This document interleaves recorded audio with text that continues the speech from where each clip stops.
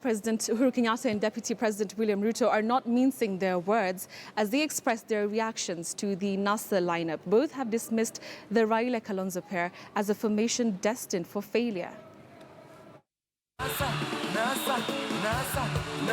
It's a political lineup that had been anticipated for weeks on end, and one that promises to deliver a monumentous victory come August the 8th when Kenyans head to the polls. Wao wote wanne wamesema Raila tosha.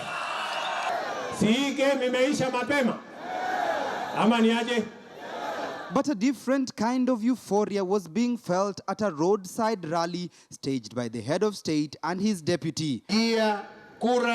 One of a sure win come August against opponents they say they have defeated once before. Wale ambao tunapingana nao kazi yao ni kuja kusema fulani atakalia hii kiti na wewe utakalia. Wanagawanya serikali kama mkate, kuonesha ya kwamba hawana hata agenda ya nchi.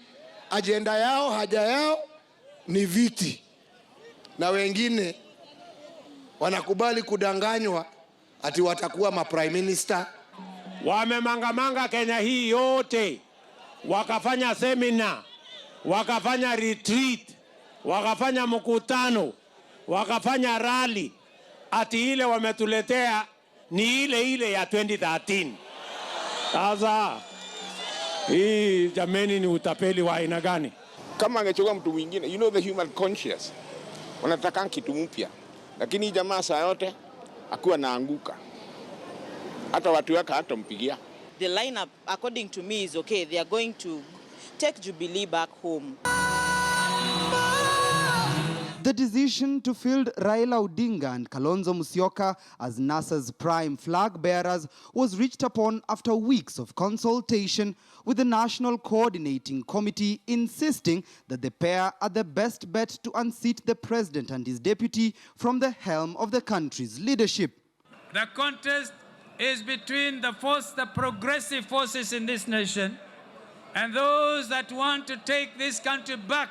Wangetangaza mapema ati ni rematch ya 2013 na tutawaonyesha kivumbi, na safari hii sio 50+1, sasa ni confirmed 70+1. Mimi naona Jubilee ndo atashinda, cause hakuna venye unaweza toa mtu kwa kiti mwenye alikuwa na wamejipanga yenyewe.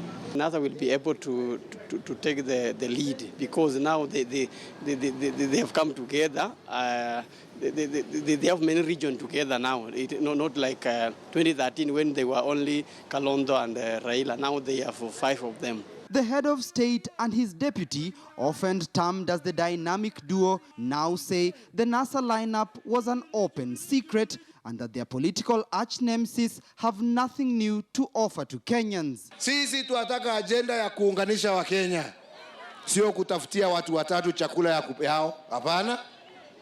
Sisi tunataka kutafutia wa milioni 40 vijana wetu kazi. Si game imeisha mapema ama ni aje?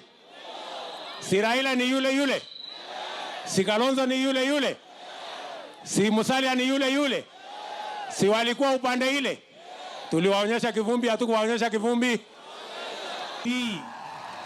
The two spoke during a Meet the People tour in parts of Nairobi and Kiambu County as a grand face-off looms between the two political camps in an election pegged on political and ideological supremacy meant to shape the country's future.